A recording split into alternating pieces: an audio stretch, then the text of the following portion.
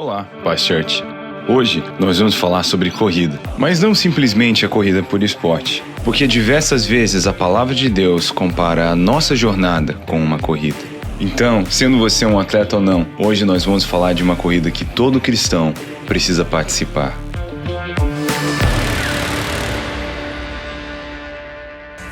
Hoje eu estou no tema.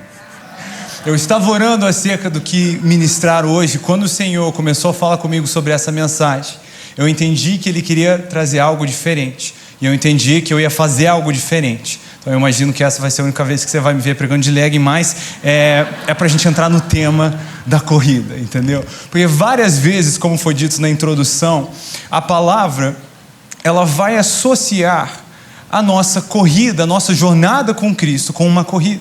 É interessante ver o quanto isso se repete, inclusive, nas epístolas. Você vai ver a igreja de Corinto, Paulo falando com eles, com termos de corrida para a igreja, aos filipenses, também em Hebreus a gente vai ver a Bíblia falando sobre a fé como uma corrida.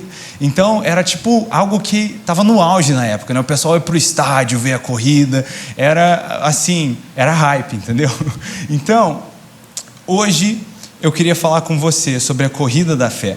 Inclusive, eu acho que o tempo é oportuno, porque a gente está no começo do ano. Normalmente, aquela época que a gente tem os objetivos fits, aqueles que não deram certo no ano passado, e a gente vai tentar de novo, sabe?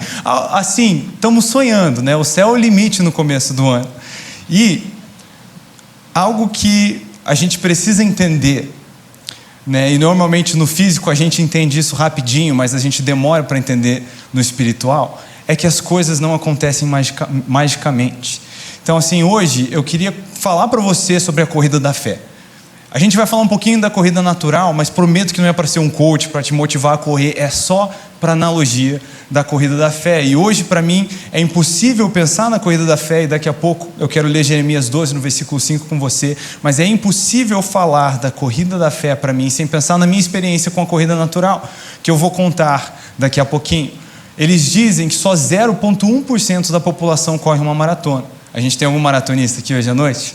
Levanta a mão aí se tiver. Uma mão ali, o campeão, o guerreiro. Todo culto teve 1 ou 2 no máximo. Então, assim, eles dizem que 0,1% da população corre uma maratona.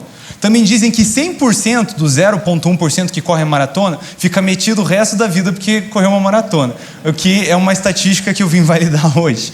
Porque eu tive o privilégio de correr uma maratona, só que não foi bem assim que começou a minha experiência com a corrida.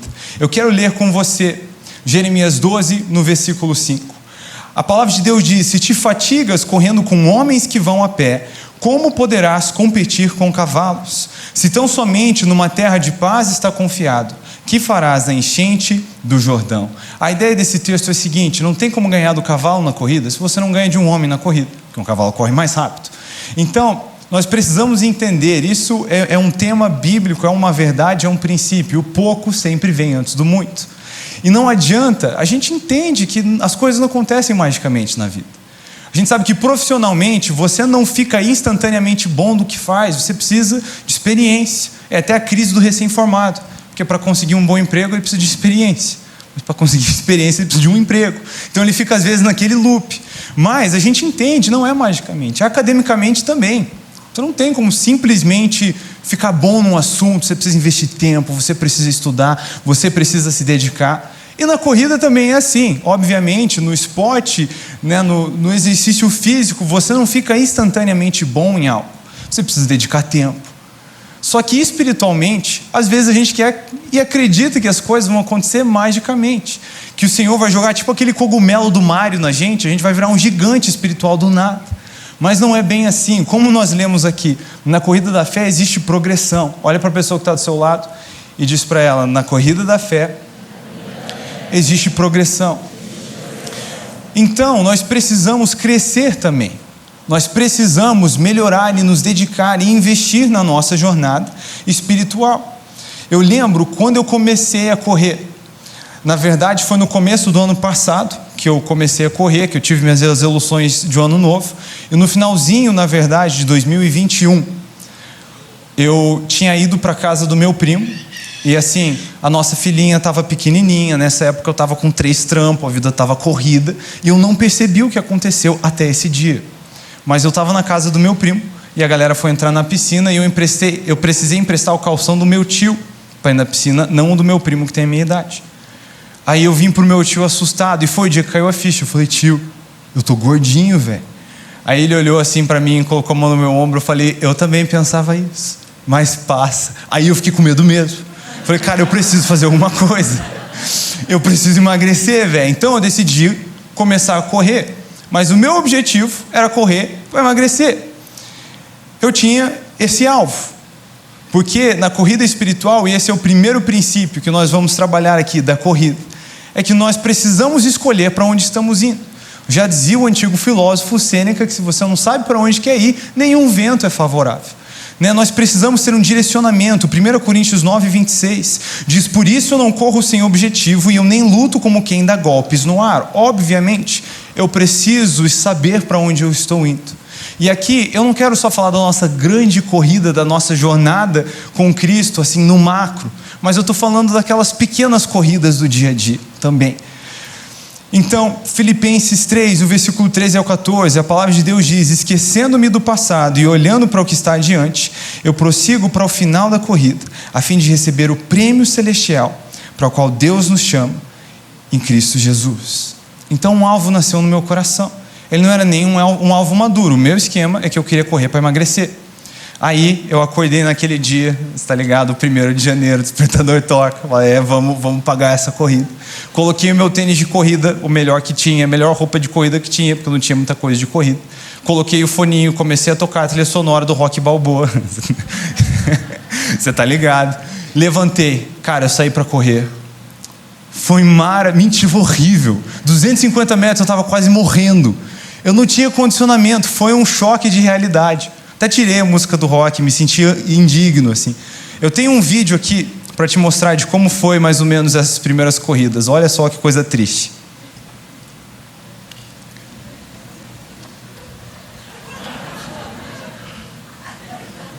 Gente, eu corri uns 800 metros esse dia. Eu cheguei em casa que nem um animal abatido. E me bateu um desânimo. Bateu um desânimo total, porque eu tinha lá um objetivo: correr para emagrecer. Para correr para emagrecer, primeiro eu precisava conseguir correr. Então, a coisa estava complicada. E aqui que já muita gente desiste. Sabe, eu não tinha condicionamento. Quem aqui entende o que eu estou falando? Não estou falando só da corrida. Sabe aquela sensação de ver uma distância enorme entre quem você deseja se tornar e quem você é? E aí bateu aquele desânimo. Sabe, era algo desconfortável, eu saía para correr, era horrível. Só que eu tinha um alvo. O que eu entendi ali do alvo era correr para emagrecer, tinha que continuar correndo. Então eu decidi continuar fazendo isso. Mas se eu falar para você que era proveitoso, não era horrível. Cada vez que eu saía, era morte. Era mortificação do gordinho dentro de mim e do lado de fora, era horrível. E do mesmo jeito, muitos de nós às vezes estabelecemos esses objetivos na nossa corrida espiritual, na nossa jornada com Cristo, porque queremos crescer. Então o ano vira e já vem os novos objetivos espirituais. Esse ano, todo dia eu vou gastar pelo menos 30 minutos orando. Aí o cara senta lá no primeiro dia, já está uns anos talvez, né? E ele ora por todo mundo que ele conhece, deu 5 minutos. Aí ele começa a orar em línguas, deu mais 5. Ele pensa: cara, eu vou ter que fazer isso todo dia. Ele sente mal, eu achava que eu era crente, dificuldade de orar meia hora. Mas do mesmo jeito que eu estava lá desanimado, olhando para a realidade de onde eu estava, por que isso estava acontecendo? Tinha um conflito de natureza ali. Eu estava expondo o meu corpo sedentário a um processo de atividade física. Tinha um conflito de natureza. Do mesmo jeito, Gálatas 5,17 fala que o nosso espírito milita contra a carne, ele luta contra a carne o tempo inteiro, porque eles têm naturezas opostas. Paulo explica isso bem, dizendo: no nosso espírito, a gente aprende que o espírito ele é atraído pelas coisas do espírito. Só que Paulo diz em Romanos 7 que a nossa carne ainda é regida pela lei do pecado. Em Romanos 7, 19 e 20, ele diz: parece que as coisas boas que eu quero fazer, as espirituais, eu tenho dificuldade de fazer, as más que eu não quero fazer, eu tenho dificuldade em não fazer. E esse momento estranho, porque existe conflito de natureza. Eu sou um espírito que nasceu de novo, dentro de um corpo que ainda vai nascer de novo, diante do maravilhoso solo de trombeta de Jesus, amém? Um dia. Mas até então, conflito de natureza. É tipo aquela tentativa de ser fit quando tu não é. Do mesmo jeito, você está expondo a sua carne a um processo espiritual e vai haver desconforto. Então, amado, pelo amor de Deus, não dá para a gente dizer, nossa, eu ia orar, eu ia ler a Bíblia, só que eu não estava com vontade, então eu não fiz para não fazer do jeito errado. Não faz isso, por favor. Não é esse o caminho, porque você precisa se expor a esse ambiente. Você só vai ser moldado para o deleite das coisas espirituais depois de se submeter à disciplina das coisas espirituais. Por isso que Romanos 12:2 diz para a gente não se conformar com os padrões desse mundo, com os padrões da carne, mas nos entregar à renovação da mente. Permitir que isso aconteça. Então, imagina você chegar para o teu personal trainer e falar assim, eu ia na academia na sexta, só que aí eu não estava com vontade, então não quis fazer do jeito errado, achei melhor não ir. Entendeu? Nós precisamos nos submeter à disciplina na corrida espiritual, porque é a disciplina que nos molda para o deleite. Então, eu tive que fazer um ajuste de expectativa. Eu pensei que eu ia sair correndo, ia ser maravilhoso, foi horrível. Mas o único jeito de cobrir a distância entre onde nós estamos e onde sonhamos estar é indo para frente. O que me leva para o segundo ponto da nossa corrida espiritual, como na corrida natural. Comece onde você está. Não tem outro lugar para começar. Quando nós estabelecemos esses objetivos, às vezes eles parecem pequenos.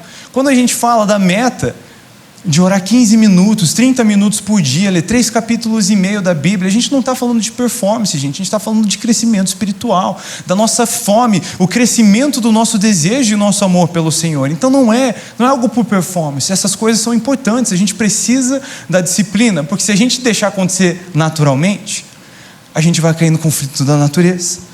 E a gente sabe como é isso na pele, você entende? Sabe aquele dia que você acorda e o seu espírito já está pertencendo às coisas de Deus, você já quer fazer o seu devocional, você faz um pão com manteiga, você faz um cafezinho, aí você coloca a sua Bíblia na mesa com o seu café, com o seu pão com manteiga, aí você tira uma foto para o Instagram, #devocional, #TSD, #OGlória. Aí você senta, começa a fazer o seu devocional e logo cedo você está perscrutando esses mistérios incríveis da palavra de Deus. Deus está falando com você e você pensa, cara, não existe outro lugar para mim. Que privilégio ouvir do Deus Altíssimo, sua voz escrita logo de manhã. Só que daí dá 15 minutos e a mão de entrar no WhatsApp para ver o que está acontecendo chega a tremer. De abrir seus e-mails, de ver se seu chefe falou que você vai ter que fazer aquela hora extra ou não. Por quê? Conflito de natureza. É bom orar, ler a Bíblia, experimentar disciplinas espirituais? Sim. A carne fica desconfortável? Sim. Mas nós não podemos parar, porque a disciplina nos molda para o deleite. Então nós precisamos saber onde a gente está. Eu tive que conhecer, cara, eu estou aqui, eu não consigo correr, eu quero correr para emagrecer primeiro, eu preciso conseguir correr, então eu vou ter que passar essa vergonha. O meu primeiro objetivo era não correr menos do que 1 quilômetro, eu coloquei 1,5 para correr 1 milha, 1,6. E aí, cara, às vezes, é sério, eu chegava em casa assim, sem ar, mas era o objetivo, era o melhor que eu tinha para dar então. Não adianta eu estabelecer uma meta que não é realística, algo que eu não vou conseguir fazer e ficar desanimado. Eu preciso começar aonde eu estou. E sabe qual que é o problema? A gente despreza muito as coisas pequenas. Então, quando a gente olha para o que a gente tem para oferecer e parece pouco, a gente desanima. A gente tem vontade de nem fazer. Sabe, mas orar 15 minutos é tão pouco, isso é tão pouco, por que a gente não faz? Nós não podemos desprezar os pequenos começos, é isso que a palavra de Deus nos ensina em Zacarias 4:10. Não despreze o dia de pequenos começos. Olha para a pessoa que está do seu lado e diz para ela, não despreze os pequenos começos. Porque nós precisamos começar em algum lugar e só dá para começar onde a gente está. Não tem como pegar um atalho. Então, sabe, às vezes a gente olha para um lado, olha para o outro, parece que tem pessoas despejando riquezas. Um está fluindo nos dons de um jeito maravilhoso, o outro tem tanto testemunho para contar no life, que você pensa, mano, quantos testemunhos por semana você assim adquire na sua vida? E aí às vezes a gente abre a nossa bolsinha e tem 2 moedinhas, quem aqui entende o que eu estou falando? E às vezes o nosso questionamento é, que diferença vai fazer as minhas 2 moedinhas? Mas no reino não é assim que funciona. Em Lucas 16, no versículo 10, o Senhor Jesus nos ensina que quem é fiel no pouco, é fiel no... Então, gente, a única coisa que continua mesmo entre o pouco e o muito é fidelidade. Quem é fiel no pouco, a fidelidade escala, vai ser fiel sobre o muito também. Mas antes de correr com cavalos, tem que correr com homens. Tem que ser fiel no pouco antes de ser fiel no muito. E em Marcos, no capítulo 12, do versículo 41 ao 44, nós vemos essa viúva com as suas 2 moedinhas, despejando suas 2 moedas diante daquele altar. E Jesus diz que ela deu mais do que qualquer outro, porque não era sobre pouco ou muito, ela deu o seu melhor. A pergunta que nós temos que fazer quando olhamos para as nossas vidas não é se é pouco ou muito, é se a gente está dando o nosso melhor, porque o pouco ou o muito eles mudam com o tempo. Na verdade, Deus, ele é tão generoso, Ele é tão gentil, que Ele distribui para cada um de acordo com a sua capacidade. Então ninguém é sobrecarregado com propósito. Isso é uma coisa boa. Quer dizer que Deus me entrega o sucesso onde eu estou, porque sempre vem de acordo com o que eu aguento. Amém? Então, não adianta olhar para o pouco ou para o muito. Temos que olhar para a fidelidade. O sucesso espiritual não é medido por muito ou pouco. Ele é medido por fidelidade. Ele é medido por quão fiel eu fui no que Deus me chamou para fazer. Em Mateus, no capítulo 25, do versículo 14 ao 30, nós vemos Jesus contando essa parábola, que o reino dos céus é como um senhor que distribui talentos a seus servos, para cada um de acordo com a sua capacidade. Então, para um ele confia 5, para um ele confia 1. Qual que era a diferença? Era a capacidade deles. Só que aquele que tem 1, talvez ele olha para o que tem 5 e pensa: que diferença vai fazer o meu talento? Ele tem medo. Talvez ele está lá desprezando aquilo porque é pouco. E ele enterra o talento. E amados, nós não podemos fazer isso. A gente não pode guardar as nossas 2 moedinhas. O nosso melhor pertence ao Senhor. A gente não pode enterrar o nosso talento. O nosso melhor pertence ao Senhor. E nós precisamos ser fiel onde estamos para que o nosso melhor possa crescer. Mas o que vale, o que importa é a fidelidade. Amém? Na corrida espiritual é assim. Então, na minha corrida natural, eu precisei reconhecer, cara, o meu melhor hoje é 1 km, 1,6. Só que conforme eu fui correndo, 1,6, 1,6, 1,6, 1,6, o meu melhor melhorou. O meu condicionamento foi melhorando. Então, no começo já do ano de 2022, foi o ano passado, certo? A gente está em 2023, esses anos viraram um borrão, né? No começo do ano passado eu decidi que toda vez que eu saísse para correr, eu não ia correr menos do que 3 km. As minhas definições de melhor foram atualizadas. Então eu continuei correndo 3 km, 3 km, 3 km. Eu saía para correr já com uma decisão, nada menos do que 3 km. Mas conforme eu fui fazendo isso, a disciplina foi me moldando para o deleite. Hebreus 12, no versículo 11, diz que nenhuma disciplina é agradável no momento em que é aplicada, só que mais tarde vem a produzir muito fruto. Aqui o contexto está falando de correção, um pai que corrige seus filhos. Mas qual a ideia? É que experimentar uma dor no momento não é agradável, através da disciplina, mas depois produz fruto. E assim é na disciplina das coisas espirituais. Às vezes não é bom, às vezes correr dói, cansa, não é confortável. Gente, eu saía fazer exercício na força do ódio. Eu não tinha deleite em correr. Eu queria emagrecer, era esse o meu objetivo. Só conforme eu fui correndo, eu comecei a gostar de correr. Porque a disciplina foi me moldando para o deleite. Então eu comecei a, em vez de, eu vou ter que sair correr, comecei a acordar empolgado para ir correr. Eu comecei a estender, porque eu acordava, acordo, passo tempo com Deus e aí eu vou fazer exercício. Eu comecei a sair ainda naquela vibe de oração, sabe, louvorzinho tocando no foninho, escutando a Bíblia. Eu comecei a estender o meu devocional para fora, na cidade. E conforme eu vi o mundo passar, correndo e organizando os meus pensamentos por dia, eu comecei a gostar. E aí eu comecei a viver algo engraçado, porque mesmo que eu não podia correr menos do que 3, eu comecei a correr mais do que 3. Quantos aqui entendem o que eu estou falando? Mesmo que eu não podia ler menos do que 4 capítulos, eu comecei a ler 7. Porque eu comecei a ter deleite em sentar e meditar na palavra de Deus pela manhã, o que antes era difícil. A disciplina espiritual me mudou para o deleite. Quantos estão entendendo? Eu comecei a, por mais que decidi não gastar menos que 15 minutos orando de manhã antes de ir para o trabalho, eu comecei a acordar mais cedo, para gastar 30. Comecei a perceber que 1 hora de secreto de manhã vale mais que 1 hora extra de sono. Você fica melhor humorado, melhor descansado.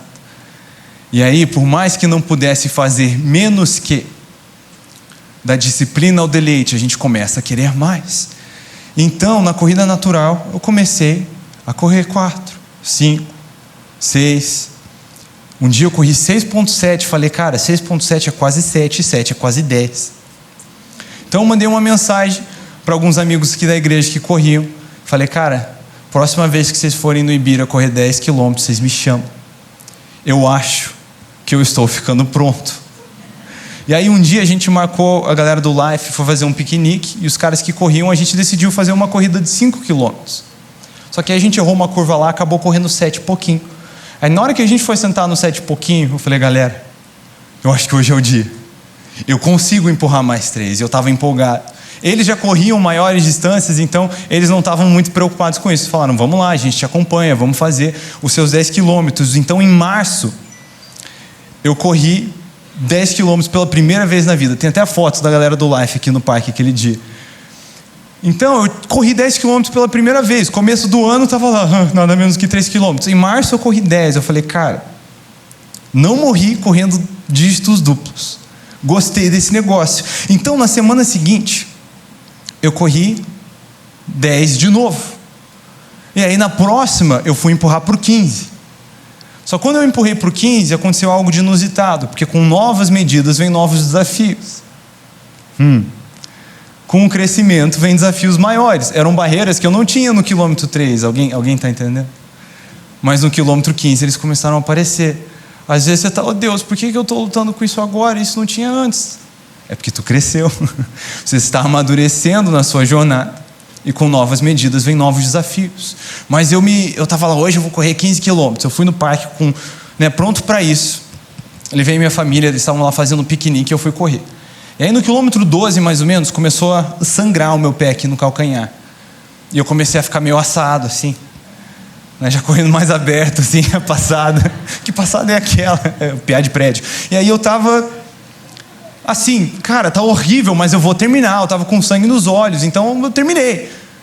Mas horrível, baqueado. Então eu cheguei em casa, tomei um banho.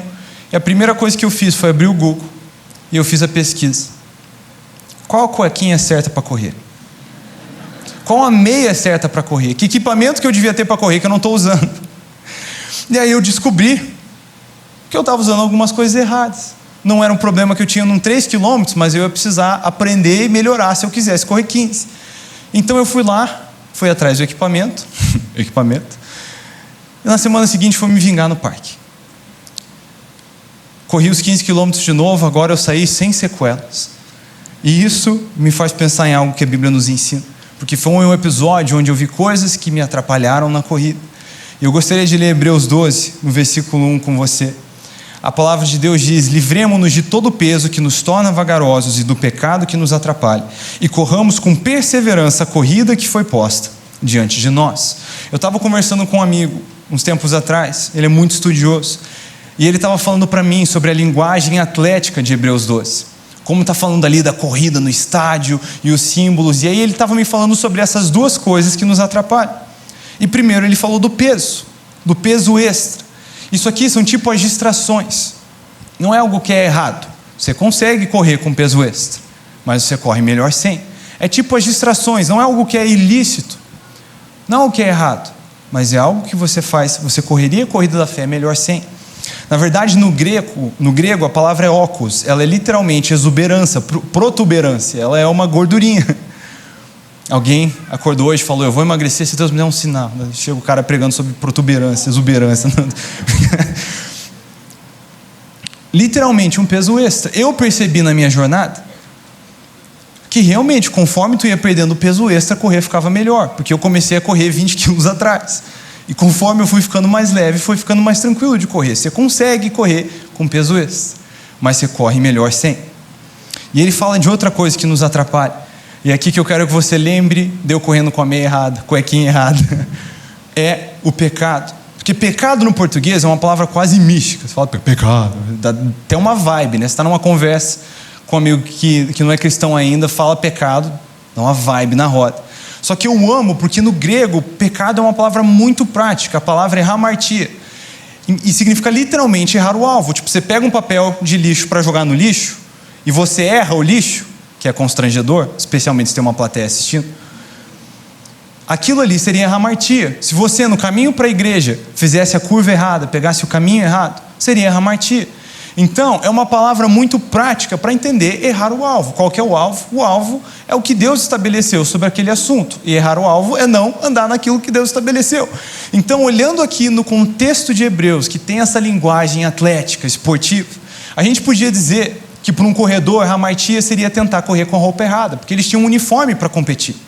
Seria tipo eu, correndo com a meia errada. Só que diferente das distrações, que você consegue correr distraído, mas corre melhor sem, com pecados não dá para correr. Porque a corrida que devia ser proveitosa começa a se tornar destrutiva. E do mesmo jeito eu quero te chamar hoje para analisar a sua vida, porque às vezes a corrida com Cristo, ela está meio vagarosa, ela está meio dolorida, mas não é por conta da corrida, porque a corrida com Cristo é proveitosa, ela é maravilhosa. Às vezes a corrida está difícil, porque nós estamos trazendo pesos desnecessários, distrações que não precisavam estar ali. O descanso é bom, só que a gente não pode descambar para o descanso e começar a trocar secreto por entretenimento, por exemplo. São pesos que precisamos cortar, estar focados. E, às vezes, a coisa está dolorida porque a gente está trazendo na nossa corrida pecados de estimação. E aí é tentar correr com a roupa errada. Já imaginou tentar correr uma maratona com aquelas botas de construção, calça jeans, suéter de lã, pesadelo? É o que a gente faz quando a gente tenta correr com Cristo e com o pecado. A gente precisa dar o nosso melhor. Colossenses 3:23 diz que tudo que nós fizemos, nós devemos fazer isso de todo o coração, como para o Senhor e não para os homens. Nós precisamos nos dedicar nessa corrida. E aí, conforme eu fui aprendendo agora, crescendo, pesquisando mais sobre corrida, sobre equipamento, tênis, essas coisas, fui empolgando. O meu alvo, ele começou a amadurecer. Você lembra por que eu comecei a correr? Eu queria correr para emagrecer. Só que eu comecei a gostar tanto de correr que eu comecei a emagrecer para correr. Às vezes a gente precisa botar a nossa vida em ordem com Deus, é assim. Às vezes o primeiro objetivo precisa ser, cara, eu não quero ficar um dia sem secreto, sem TSD. É uma emergência. Só que conforme você vai amadurecendo nisso e fazendo isso, você começa a perceber objetivos mais sérios. E eu estou falando daquelas pequenas corridas. Uma vez que estamos caminhando nisso, ganhando corridas com homens, começamos a apostar corrida então com os cavalos. Quem está entendendo? Então eu comecei a amadurecer nos meus objetivos. E eu comecei a correr porque aquilo era proveitoso. E aí, depois que eu corri 15 e sobrevivi, fiquei sem sequelas, começou a ser todo final de semana. Eu atualizei o meu melhor. Agora o meu melhor era de 3 a 5 quilômetros durante a semana e no final de semana pelo menos 10 quilômetros. Então eu continuei fazendo isso. Mesmo viajando para ministrar, botava o tênisinho na mala. Às vezes eu pregava de manhã e de noite e à tarde eu saía correr 14 quilômetros para não perder o pique. E aí eu estava em março, então começo do ano comecei a correr. Março, primeiro 10 quilômetros. E aí em abril mais ou menos eu estava ministrando. E eu conversei com um amigo que ele tinha essa tradição, e ele estava me contando, de correr a idade dele, no aniversário dele. Então ele tinha feito 35 anos, foi correr 35 quilômetros. Na hora que ele falou isso, meu coração saltou. Falei, cara, essa tradição aí é para minha vida. Eu vou fazer isso, pelo menos até os 42. Vou começar agora, enquanto tem que correr menos. E aí, maio estava chegando, eu ia fazer 24 anos em maio. Então, para o meu aniversário, eu fui correr 24 quilômetros. E eu tomei um susto, sabe? Porque tudo que eu tentei fazer foi ser fiel no pouco que eu conseguia dar. 3 quilômetros, 3 quilômetros, 3 quilômetros, 3 quilômetros, 3 quilômetros. E aí, no meu aniversário, eu fui correr e eu corri a minha primeira meia maratona, mais 3 quilômetros, com, para quem gosta da corrida aí, um pace de 5,45. Eu tomei um susto, porque eu não vi o quanto ser fiel no pouco estava me capacitando para coisas maiores. Você lembra daquele primeiro vídeo meu correndo, uma tristeza ofegante? Olha aqui o vídeo dessa corrida de aniversário, dos 24 quilômetros. A diferença. Uma outra pessoa correndo. Aí a gente está tipo no quilômetro 16. Então, ser fiel no pouco foi me capacitando para coisas maiores. E eu não percebi. Eu só estava tentando ser fiel. E aí, depois que eu corri 24 quilômetros, eu fiquei meio metido. Meia maratona, estava todo feliz. Era só nós dois no parque. Esse aqui tinha sido o dia mais frio do ano, em maio. E era só eu e meu amigo correndo, não parecia um evento assim. E aí tinha um senhor que estava vendendo água de coco, que fez meu dia. Porque quando a gente estava no quilômetro 22, ele veio correndo atrás da gente e falou, quanto tempo vocês estão correndo? vocês estão aqui tem umas 2 horas. A gente, tem umas 2 horas, a gente vai correr 24 quilômetros. Ele, não, eu falei, os caras são bons. E ele foi conversando com a gente, e aí a gente falou, na próxima volta fecha. Então quando ele viu a gente na próxima volta, ele veio aplaudindo, assim, gente, parecia um evento. Eu quase chorei. Era só eu, meu amigo e ele lá, mas eu fiquei metido depois dessa. Aí eu comecei a não sair para correr 15 quilômetros mais. Comecei a sair para correr 15 quilômetros empurrando um carrinho de 20 quilos com as crianças, entendeu? Com os meus filhotes no parque. Eu correndo lá, e aí ela dando tchauzinho para as pessoas no carrinho, assim, no Ibirapuera. Então, eu continuei fazendo isso. E aí, meus amigos estavam se inscrevendo para correr uma maratona em novembro. E acho que foi mais ou menos em setembro quando a gente começou a conversar sobre isso. E eles falaram de maratona, eu falei, não, vamos com calma. Eu acabei de começar, assim, quando eu tiver uns 30 anos eu quero correr uma maratona. Eles falaram, Isa, você vai dar conta, cara. Eu, não, imagina. Eles, Isa, você vai dar conta, você está correndo todo dia. E eles me pilharam. E é esse tipo de amigo que a gente precisa às vezes, os amigos que te inscrevem para correr uma maratona. Os amigos que já fazem a sua inscrição pro Difflin, tá ligado? E aí eu pensei, bom, vamos lá, eu tenho 2 meses para me preparar, não é o ideal, mas eu fui pedindo conselho para várias pessoas que trabalhavam na área, vários corredores mais experientes, e aí eu fiz uma planilhazinha, e pensei, bom, vamos ir baixando, né, 42, 35, 30, e eu fui tentando correr essas distâncias, mesmo com o filhote recém-nascido, mesmo com a correria, saindo para ministrar, eu tentei fazer o máximo que eu conseguia para me preparar, mas assim, não foi muito bom. Mas eu fui vendo, que eu estava com vontade. E aí, o dia antes de correr essa maratona, eu já tinha agendado, eu ia estar ministrando em Belo Horizonte, num evento de 12 horas para jovens. Jovens e 12 horas, na mesma frase você pegou a pegada do evento, né? Então, cara, foi um dia de clamor e adoração, e o dia estava intenso, e eu estava lá pulando, berrando na presença de Deus. Aí eu pensava, mano, eu vou correr uma maratona amanhã. Só que em vez de acalmar, eu falava, essa aqui é a melhor parte. Se eu não conseguir correr amanhã, porque eu estava aproveitando a presença de Deus hoje, eu estou no lucro. Então eu continuei lá. E quando eu fiz essa decisão e parei de me importar, eu realmente senti o Espírito Santo falando comigo, eu vou cuidar de você amanhã. Aí eu falei, perfeito. Então, cara, eu me entreguei naquele dia, foi intenso, nós buscamos a Deus, a gente chorou, a gente riu. E aí, quando eu fui ministrar para os jovens, eu fui falar sobre ser luz do mundo, a luz caiu, acabou a energia. Só que eu estava falando sobre como a gente não pode parar por nada, né? Então eu não podia parar de pregar porque a luz caiu. Então eu preguei no Gogó, para uns 700, 800 jovens. E aí, cara, Deus começou a mover, estava sem ar-condicionado, a gente levou o evento para a rua, e não tinha espaço para andar de tanta gente, mas estava assim, um negócio extraordinário, mas foi fisicamente intenso. Eu saí de Belo Horizonte, peguei um voo para Curitiba, onde ia ser a maratona. E eu cheguei na casa dos meus pais, onde eu passei a noite. Já era 1h30 da manhã, eu estava arrumando minhas coisas para levantar às 4 e ir correr. Quando eu fiz a conta do sono, já estava dando quase 2 horas, eu falei, velho, não tem condição. Eu não vou conseguir nem a pau correr essa maratona, eu vou passar uma vergonha. Aí eu falei, bom, não adianta pensar nisso agora, vamos dormir. Aí eu brinquei, gente, não é nem que eu orei. Eu falei, Senhor, faz cada hora de sono valer umas 3 aí, mas foi uma brincadeira, carinhosa com o Senhor. Mas eu tomei um susto, porque na hora que eu brinquei, ele me disse, eu vou. Foi claro, foi alto. Ele falou, eu vou fazer cada hora de sono valer por umas 3. E quando ele falou isso, eu até tirei o meu relógio, que é aqueles relógios do Ben 10, assim, que fica monitorando suas calorias, o seu sono. Ele faz você ver que você é um robô, uma máquina, e você fica se acompanhando, né, para quem gosta de correr, fazer exercício.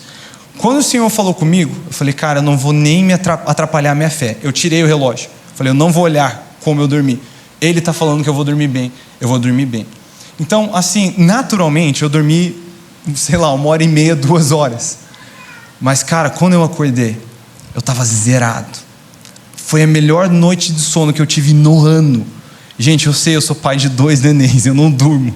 Foi algo sobrenatural. Eu acordei assim, cara, 100%.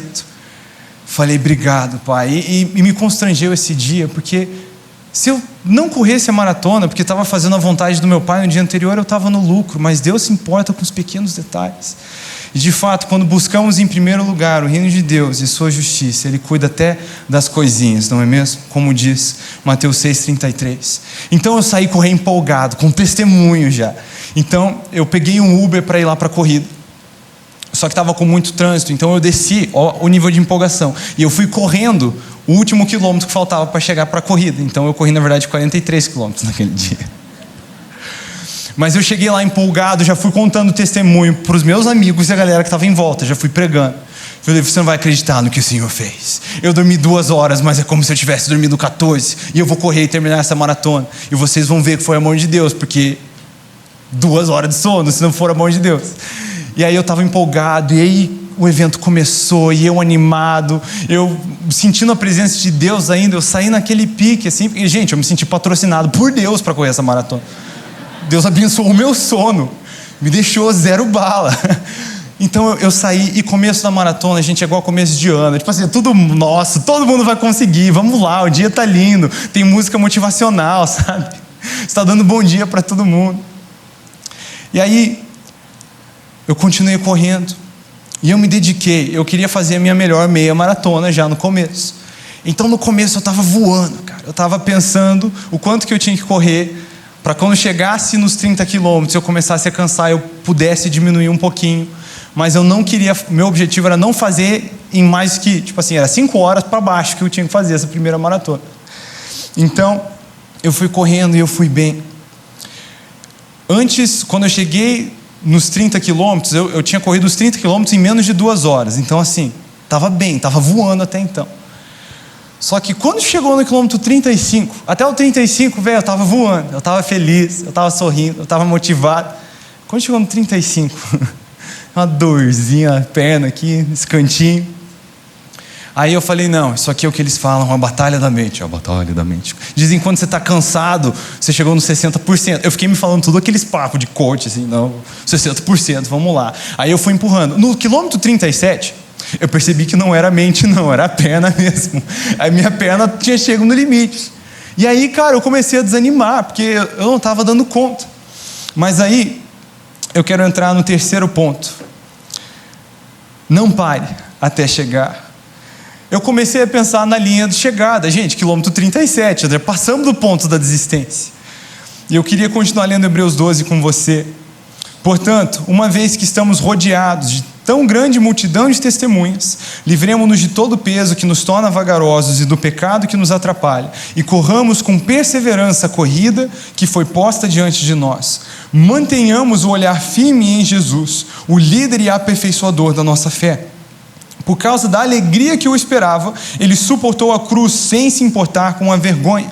Agora ele está sentado no lugar de honra à direita do trono de Deus. Pensem em toda a hostilidade que ele suportou dos pecadores. Desse modo, vocês não ficarão cansados nem desanimados. Afinal, não chegaram a arriscar a vida na luta contra o pecado. E, gente, eu sei que eu estava correndo só uma maratona. É só um hobby, é só um evento. Só que você sabe como é que é as coisas para o crente. Eu estava lá pensando na minha corrida espiritual. Enquanto eu corria, eu fui preparando essa mensagem de hoje. Isso foi em novembro do ano passado. E eu pensei nessa passagem. E eu estava correndo, parece que não pensando no pórtico, mas eu corria pensando nos portões do céu. Eu falava, cara, Jesus não parou quando doeu. E eu não estou falando, de novo, nós estamos falando sobre a corrida espiritual. A corrida natural é o exemplo. Mas de fato, sabe, às vezes a nossa animação acaba. Às vezes a gente está com dor, já não é aquela motivação do começo. Você pensa, quem que para do quilômetro 37? É quem está sobrecarregado. Quem começa a perder a esperança, começa a perder a perspectiva da linha de chegada. Mas nessa hora eu comecei a pensar, Jesus não parou de correr quando doeu. E não era na minha corrida natural que eu estava pensando. De verdade, nesse dia parece que eu ficava pensando na minha jornada com Cristo. E quando eu estou falando dessa corrida com Cristo, eu não estou falando só da salvação, eu estou falando da carreira. Sabe, de guardar a fé, de viver o propósito de Deus, os planos que Ele tem para nós. De cruzar aqueles portais, aquele pórtico, não receber uma medalha perecível, mas ganhar um abraço, um beijo de Jesus e ouvir da boca dele, servo bom e fiel, entra para a festa. E eu comecei a pensar na linha de chegada. Eu pensava naquele pórtico. Eu não estava correndo desacompanhado nesse dia. A gente estava em 3 amigos, que são os amigos que me inscreveram. Um deles era um corredor de elite, eu não tinha nem expectativa de acompanhar. O outro é um cara que ele é mais fit do que eu, só que ele corre há menos tempo do que eu. Então, o corredor de elite eu perdi no quilômetro 3. Desapareceu. Eu e meu amigo, a gente foi junto até mais ou menos o 28. E aí, eu perdi ele ficou para trás e eu continuei correndo. Ali você tem que segurar o que você consegue, tem que pensar na linha de chegada.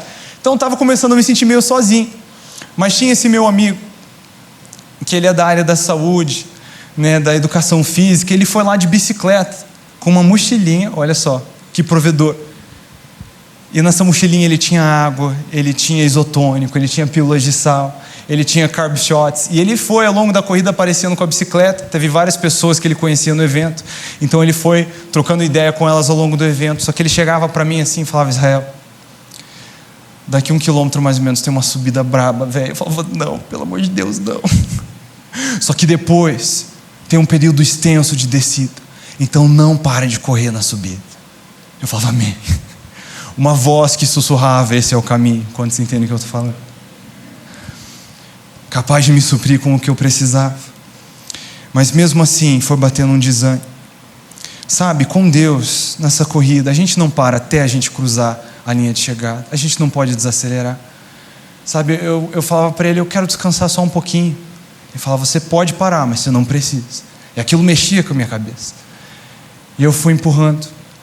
Uma hora ele apareceu no quilômetro 37, quando eu desanimei.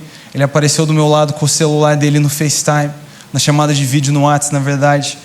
E aí eu olhei, eu vi a minha esposa e os meus filhos, elas estavam aqui em São Paulo. E quando ele passou, durante a corrida ele foi mandando foto, vídeo, atualizando. Às vezes ele só passava do meu lado, eu via: ó, Priscila, tá no quilômetro 35, tá indo bem. Ele ia atualizando ela. Aí quando ele passou, a chamada de vídeo estava ativa, eu só escutei minha esposa, meus filhos: papai, papai. Aí eu falei: cara, eu não posso parar. Pensei na linha de chegada. Sabe, eu olhei esse episódio daqui a muitos anos. Um dia eu, pai mais velho, olhando para os meus filhos, falando: com a tua idade eu já tinha corrido uma maratona. Precisa se exercitar mais, cara. Mas eu mantive os olhos na linha de chegada. Amados, na corrida com Cristo, falando da nossa grande corrida, e até as nossas pequenas corridas, enquanto a gente não chegou, a gente não para. Sabe, até na nossa busca diária, o Senhor, nós temos um Deus que nos garante que se a gente o busca, a gente o encontra. Mateus 7,7 diz que se nós buscarmos, vamos encontrar. Se batemos a porta vai ser aberta. Jeremias 23, 13. Nossa, buguei completamente agora. Jeremias diz que se buscarmos, a gente vai ao encontrar. Se a gente buscar de todo o coração. Entre a largada e a linha de chegada tem que haver a persistência. Só que quando chegou no quilômetro 40, velho, eu sei, quase acabando a maratona, mas não dava mais. Parecia que minhas perninhas iam explodir assim, pá. Eu recitava todos os textos bíblicos sobre corrida na minha cabeça. Eu pensava tudo, mas eu já não era mais o mesmo. Eu estava cansado, e aí eu quero ir para o meu quarto. E o último ponto: não corra sozinho. Eu gostaria já de convidar os músicos. Mas, cara, quando chegou no quilômetro 40, não é que eu queria desistir, mas eu já estava correndo há quase, assim, há umas 4 horas, sem parar de correr. Você toma água correndo, você não para ir no banheiro, porque se você parar, você esfria. Então eu já estava há um tempão correndo sem parar. Então eu não queria desistir, eu só queria descansar. Só que você não pode parar numa maratona. Até você ter cruzado a linha de chegada, você não para descansar. Se tu esfriar, você perde o pique, talvez você não termine. Tem várias pessoas que param para descansar e desistem na corrida. Que depois que você esfriou, você não volta. E nessa hora, eu vinha baixinho para o meu amigo na bicicleta assim, e falava: Elton, eu vou parar, eu só preciso descansar um pouquinho.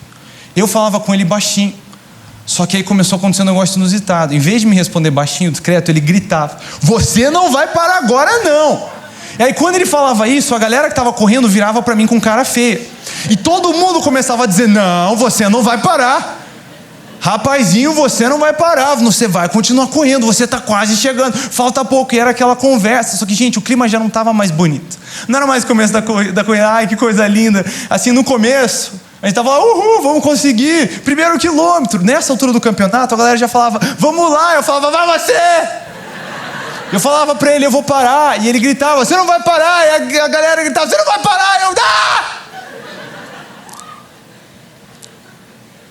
O problema do quilômetro 40, e até hoje, sério, eu preciso ter uma conversa com o cara que desenhou essa maratona, velho. No final tem 4 subidas. O cara correu 40, quase 41 quilômetros, ele pega 4 subidas. Sabe aquele mês que a vida faz aquela surpresa pra você. Tudo acontece no mesmo mês. Foi assim, uma subida atrás da outra. Sabe, você cruza o Jordão, tem uma muralha, meu Deus. Você passa a muralha, tem uns gigantes. Foi daquele jeito. 4 subidas, uma atrás da outra. Mas eu continuei correndo. Por causa das testemunhas que me cercavam. Você entende? Eu não estava correndo sozinho. Eu corria rodeado de uma multidão de testemunhas. E é por isso que Deus planejou que nessa corrida a gente não corra sozinho. É por isso que Ele nos colocou para correr em família, em comunidade. Eu quero te mostrar uma foto aqui de um cara que me salvou. Se não fosse ele, eu não ia ter terminado a maratona. Esse cara que está me passando aí à minha direita, eu estava para parar nessa hora. Eu ia parar, eu ia caminhar, eu ia tentar recuperar o fôlego.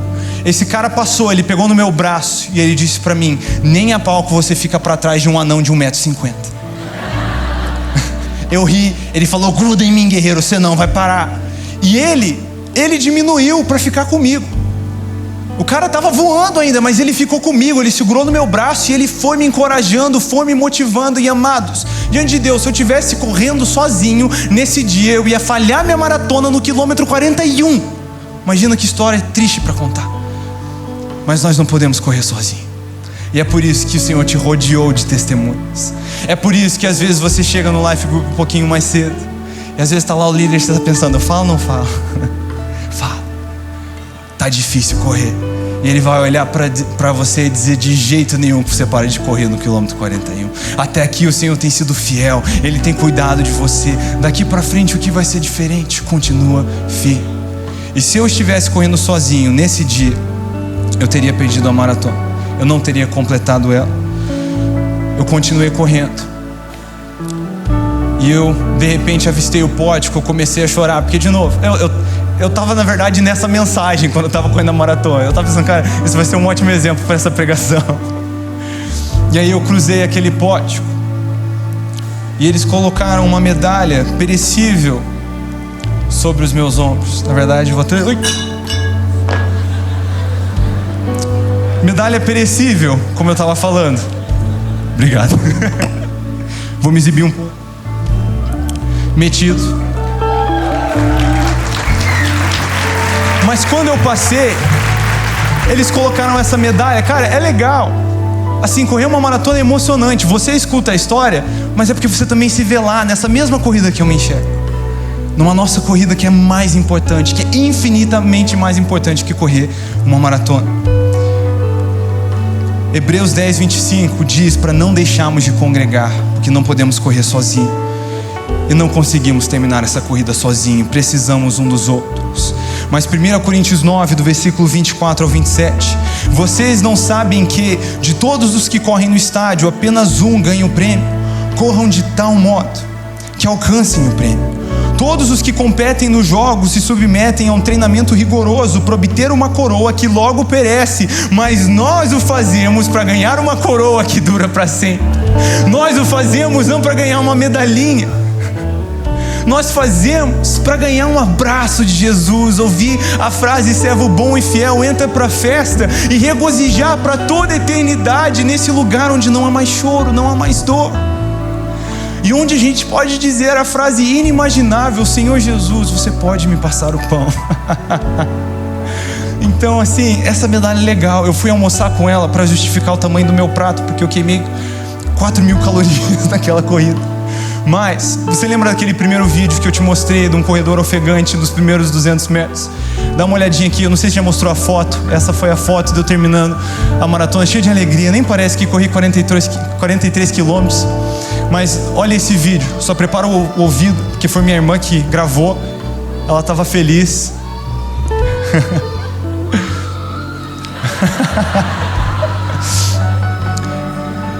No bruto ali deu 4 horas e 33, mas depois no chip eles me mandaram um resultado. Minha primeira maratona eu corri em 4 horas e 27 minutos, o pace médio de 6 e 18, o que para quem entende corrida tá bom para uma primeira maratona. Se você não entende corrida, quer dizer que eu corri em média cada quilômetro em 6 minutos e 18. Quer dizer, no começo eu empurrei num 5 e 15 e no final eu caí para quase um 7, mas compensou. E aí, cara, foi muito legal com essa maratona. Mas, de verdade, quando eu vejo esse vídeo, eu não sinto que foi ali que eu ganhei, sabe? Quando eu acho que eu venci, foi lá atrás, no começo do ano, no dia que eu fiz a decisão, nada menos do que 3 quilômetros. Porque quando eu olho para trás, entre os meus primeiros 3 e os meus primeiros 42, dá uma olhada nessa imagem, eu corri mais ou menos umas 120 vezes.